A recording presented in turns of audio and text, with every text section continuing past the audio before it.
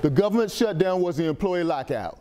President Donald Trump is ruining this country like it's one of his companies. The president, who became famous by saying you're fired, locked the door on American workers living paycheck to paycheck.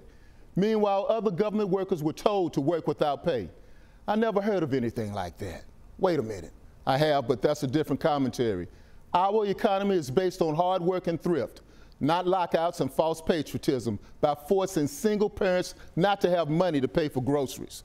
Mr. Trump and his legions of doom could very well force this economy to hit a wall, the wall of recession. Bring back a measure of common sense to our government. Mr. Trump, you bought it.